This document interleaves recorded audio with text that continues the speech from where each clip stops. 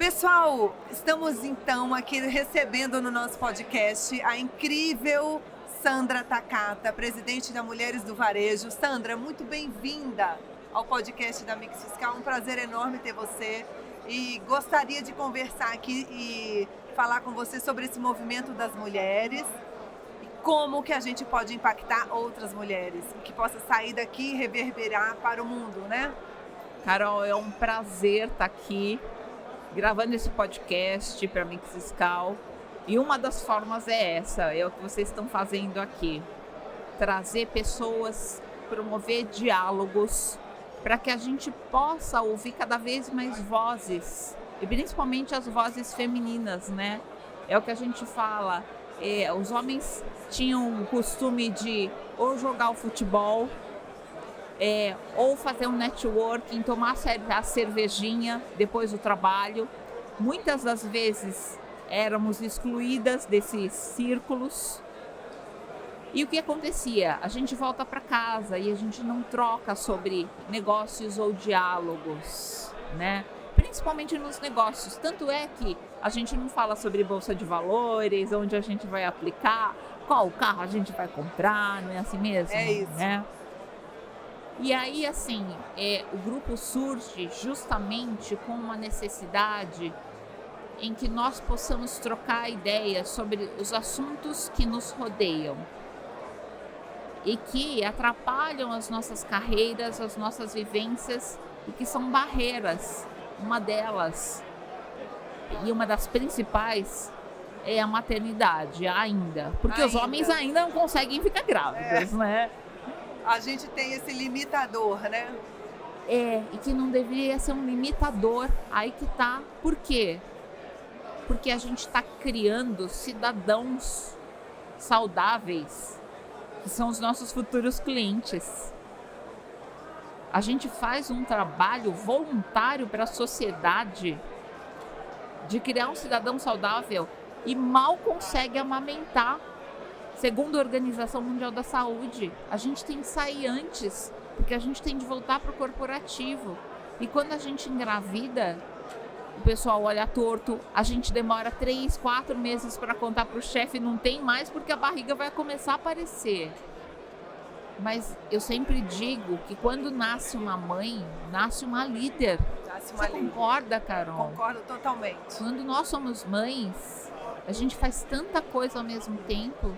A gente cuida de várias situações, a gente cuida de uma carreira, a gente cuida do cidadão saudável. É verdade. Ô Sandra, esse movimento que você tem liderado hoje e que eu tenho visto tanta gente sendo agregada a ele, para mim é um privilégio fazer parte do Instituto Mulheres do Varejo. A gente já está junto, acho que há 2 anos, se não me engano. Isso. E assim, acho que é super importante. O meu cliente é o supermercadista. E esse ramo do supermercado é extremamente machista. Mas o que eu vejo, eu ando por aí, a gente palestra, a gente faz apresentação em grandes redes. E o que eu vejo de mulheres, que se não fossem elas, a loja não estaria onde está, é incrível. Ontem eu recebi aqui uma cliente, uma mulher de aproximadamente 60 e poucos anos, e ela ainda trabalha 14, 15 horas por dia. E a gente vê que isso é um cenário que muitas vezes ela não é nem valorizada. Não era o caso da nossa cliente, que ela era ali, graças a Deus, super valorizada pelo marido, pelo filho, veio aqui, contou, deu depoimento, né, da vida dela, e ela falou: Carol, no Dia das Mães, que foi agora, domingo, eu trabalhei 15 horas por dia. E aí, Carol, olha só, você está falando dos varejistas, né? Um mundo muito masculino, muito machista. Demais. Para você ter uma ideia, nós não temos muito gerentes regionais nesses cargos. Por quê? Se ela é, por exemplo, promovida para uma gerência regional, mesmo ganhando 3 vezes mais que o marido, tá? Uhum. O marido talvez tenha de pedir demissão, porque ela tenha de mudar de cidade. O mais comum é o quê? É o contrário, concorda? A gente pede demissão do nosso emprego e vai. É sempre a mulher abrir mão. A mulher abrir mão de tudo, da carreira. Da carreira, dos filhos, sempre foi assim. Mas isso mudou. Só que a gente tem sérios mindsets na sociedade para alterar também. Porque imagina que é isso que eu falo da colaboração e de mudança de mindset numa sociedade. Por quê? Para o homem também não é fácil. Você imagina que ele vai ser chamado de, olha lá o vagabundo, sendo sustentado pela mulher. Ele que leva o filho na escola, não trabalha. Gente, é aquela coisa, o trabalho de casa, sendo ele homem ou mulher, ele tem que ser reconhecido, né? Uma dona de casa, não é dona, gente, ela trabalha muito, muito, muito. E a gente tem de mudar todo esse mindset, porque nós mulheres hoje, na proporção, a maior parte dos lares são chefiados por mulheres. Se eu não me engano, há 12 ou 13 milhões de filhos sem registro do nome do pai. Olha, isso é muita coisa, né? Ou seja, espera lá, o que acontece, na verdade, com a responsabilidade de um homem que engravida uma mulher? Aonde ele está?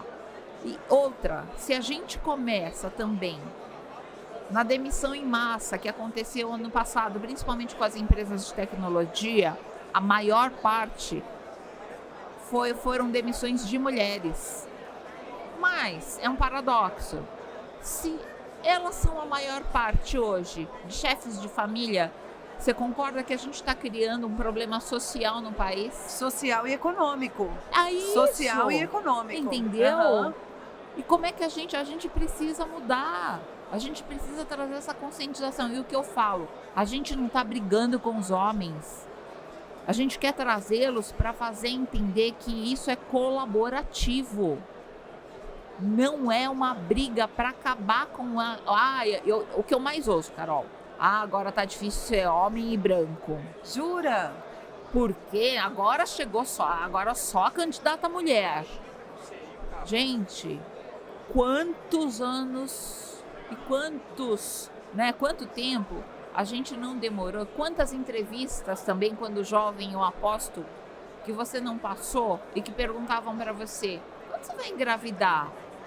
Ou quando você tem filhos, qual grupo de apoio você vai ter? Quem vai cuidar dos seus filhos? Que idade tem? Que idade né? tem? Porque se é pergunta isso para os homens? Não pergunta. Ninguém. Então, assim, a gente precisa fazer uma série de alterações, porque a gente continua ainda no mundo primitivo, que só os homens trabalhavam, a força braçal era. Só que hoje, com a tecnologia, mulheres assumindo cada vez mais as cadeiras das faculdades, são muito capacitadas e desenvolvidas, então não venham falar mais que a gente precisa de capacitação. A gente só precisa, às vezes, resolver cases de síndromes de impostora, por causa desse mindset. Essa cultura que ainda está enraizada, né? É um trabalho de higiene que eu acho que o Instituto das Mulheres vem fazendo, necessário, uma cultura que ainda está enraizada, às vezes até mesmo dentro da gente, como a síndrome do impostor.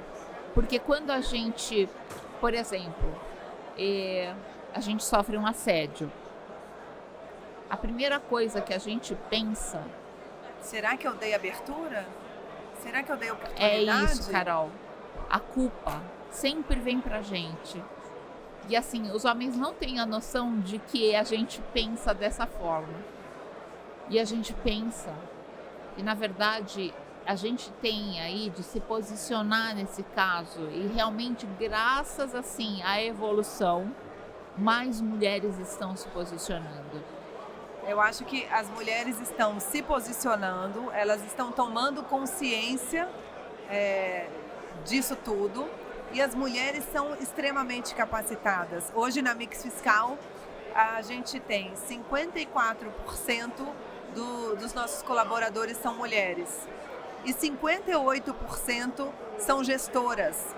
Então a gente tem um time muito forte de mulher. Mas Sandra, o que eu me orgulho de dizer, a gente não contrata porque é mulher, porque eu, Carol, quero ter mulher. Não é por isso, porque elas são capacitadíssimas. É isso que eu digo, Carol. Às vezes uma mulher faz trabalho de 5 homens. É isso que eu falo. Não assim, é isso? Não porque me venham a mulher falar. tá ali, ela conversa com um pelo telefone, manda um e-mail, escreve um WhatsApp e tá sorrindo. E já tá lembrando, nossa, quando eu chegar em casa, porque é isso. Ainda existe dupla jornada, né? Não são todos os maridos, todos os homens que entendem que não tem que ajudar, né? Não tem que ajudar em casa. E você tocou num ponto bem importante, a rede de apoio. O que acontece, por exemplo, mesmo dentro do grupo, né? Nós somos hoje executivas, assim como você, mas quando uma mulher ela é promovida a um cargo de diretoria ou CEO, ela acaba tomando muito mais o tempo dentro da empresa. Às vezes o marido não entende isso. E se ela não tem um marido que apoia e que entende esse processo, os casamentos acabam. E o que eu tenho mais visto é isso. Você é eleita ao cargo de CEO, você pode ter certeza que daqui a um tempo essa mulher está divorciada. Você já percebeu esse movimento é muito comum. Movimento. Muito comum. Então, assim, é por isso que muitas, até para não acabar com o casamento, abrem mão do cargo. Da carreira. Para que, assim, olha, deixa do jeito que tá. Eu já ouvi vários gestores dizendo isso. Eu não quero arrumar confusão em casa. Só que a gente tá em outro mundo. A gente precisa também criar os nossos filhos para esse olhar. Às vezes, o que o homem também aprendeu a ficar sentado enquanto a mulher cuida da casa inteira, ou a carga mental, é isso que você está falando, a gente sai do trabalho, já pensa na reunião da escola, no lanche que eu vou fazer, se vai ter almoço, se tem coisa na geladeira abastecida. O homem ele não traz essa carga mental. E isso, muitas vezes, principalmente durante a pandemia, trouxe muitos burnouts, trouxe, muita depressão. Ficou muito mais pesado e visível, principalmente para as mulheres. É verdade isso. Então, assim, são coisas que a gente precisa mudar e tratar na sociedade. Como você acha que a gente pode contribuir e mudar essa cultura? Talvez isso não seja uma transformação para o agora. Como é a sua visão? Você acha que isso é uma coisa para o futuro, que agora a gente já consegue ter um cenário diferente? Como é a sua visão nisso? Eu acho que assim, Carol, na minha visão, ainda está muito devagar. Está acontecendo. Está acontecendo. Está. A consciência está sendo... Tem um processo que eu acho que é muito legal falar. Primeiro, tem um processo do conhecimento. Então você não sabia que você falava algumas palavras que não são politicamente corretas. Você tem o conhecimento. Depois você tem uma conscientização, você entendeu o porquê daquilo. Uhum. E aí depois você tem um engajamento, uma mudança de comportamento, né? Então, conhecimento, isso. Conscientização, depois, e a partir de agora eu mudo minha postura, eu mudo a minha fala, eu mudo o meu posicionamento. O que eu mais ouço falar agora também, uma das outras frases é: nossa, como o mundo tá chato, agora a gente não pode falar mais nada. Mas você concorda comigo que é muito mais chato você viver no mundo racista e preconceituoso? Com certeza. E machista. Criminoso. E assim, por onde eu ando, eu ainda percebo. A gente percebe, a gente como mulher percebe. Sabe, é diferente. Por isso que eu falo, agora a gente não pode nem falar que você é bonita. A gente percebe quando é um assédio, quando é um elogio. A gente sabe disso. E a gente não está falando para os homens falarem, não deixarem de nos elogiar. Não é isso. É o modo como você chega. Porque você vem com outras intenções. É É o respeito, né? É o respeito. É o que foi tratado, os R's do varejo lá no Mulheres do Varejo ano passado. É isso. Né? Era respeito, relevância, reputação e o resultado. E o resultado. É isso. Entende? Então, assim, eu não acho que vá acontecer agora, mas se a gente não começar, nem a próxima geração vai ter isso. A gente tem de começar essa conscientização agora dessa forma, e eu acho que tem vários movimentos femininos acontecendo para isso, o que é muito importante. E aí os homens começam a perceber também que eles precisam estar com a gente para aprender, sabe? E eu tô vendo alguns homens tendo rodas de discussão, para não falar de mulher, cerveja, né, como eles falam, enfim, nem de futebol, mas para falar dos próprios sentimentos, falar da criação dos filhos, sabe? É o feminino deles que também impera dentro do masculino. Eu acho que é a verdadeira paternidade.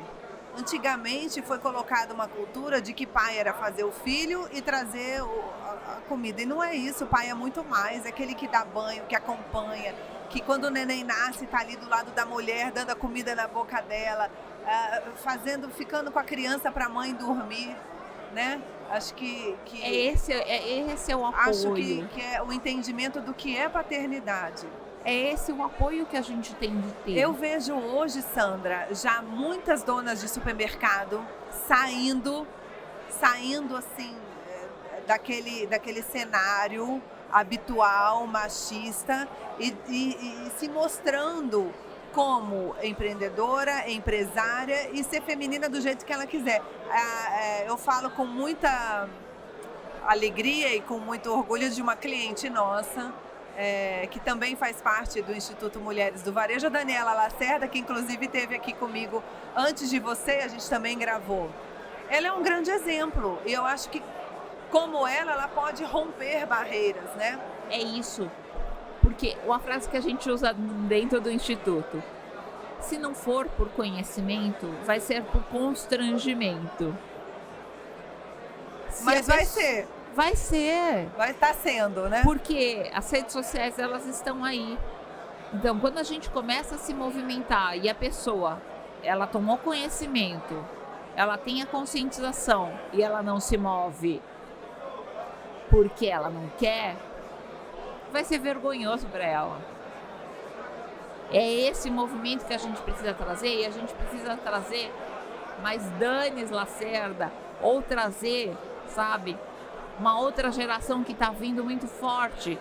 Carol Babadeira, Fernanda Dalben, Paula Evasco, que a gente tem, Gabriele Salvetti, que são mulheres que estão aí numa outra geração, estão se posicionando, fazendo o papel e trazendo muitos negócios. Muitos negócios. Então, não assim... não venha falar mais que, não, mulher tem TPM, mulher não vem trabalhar porque menstrua, mulher grávida também vai ficar 6 meses afastada. Gente, a gente tem de parar com essas mentalidades. São muito retrógradas, a gente não pode pensar mais assim. Já passou, né? A mulher está aí hoje para mostrar passou, competência, capacidade, e que ela ainda pode trabalhar e ser linda, e ser feminina, e ser quem ela queira ser. Ela né, não precisa Sandra? mais ficar indo para visitar os varejistas de calça jeans e de camisa e colocar carteira no bolso. Ô Sandra, e eu vejo que seu marido ele estava aqui agora, tirando foto de você, te apoia muito, né? Nesse projeto, te acompanha, a gente está aqui tarde já e ele está aqui, se cironeando, né? Você é uma privilegiada, né? Cara, eu acho que a gente né? Nós somos, porque o seu marido também faz a mesma coisa. Meu marido também, quero assim, deixar um beijo grande para ele, Fábio, que realmente me apoia. E eu viajo, fico semana fora e ele fica com o filho doente, ele leva no hospital e... Cara, é surpreendente a força que ele me dá. Muitas amigas, olha aí, você já vê a cultura. Como é? O Fábio não tem ciúme? Ele não fica assim, incomodado? Não fica. ele assim, elogia, ele se sente orgulhoso e me dá hoje todo o alicerce, todo o suporte para que eu possa estar fazendo o meu trabalho com excelência, e é isso. É isso que eu falo, se não, Carol, é um lugar que a gente não quer estar mais, concorda? Que se fosse o contrário. É verdade. Se a gente, por exemplo, está numa empresa que a gente sofre assédio, eu sempre falo para as meninas mais jovens, o que a gente faz? Pede demissão. Se você não teve o apoio de RH e nem da diretoria, pede demissão. E se a gente está num relacionamento que também é tóxico, eu sempre falo, o casamento é uma construção, todo mundo está aprendendo. Nós fomos machistas um dia, os nossos maridos também foram. Mas eles foram aprendendo com a gente. E aí é que você nota essa construção do que é realmente amor. Porque aí a gente percebe que está numa nova mentalidade e que a gente está sendo exemplo para os nossos filhos. É isso. Agora, se isso não faz parte desse mundo que a gente quer construir, é melhor que realmente cada um vá para o seu canto, né? E o mesmo com as empresas. Então, eu sempre falo, não fique com medo de pedir demissão. A saúde da gente é inegociável. Vanessa Sandrini, né, a fundadora do Instituto, sempre fala isso. É inegociável.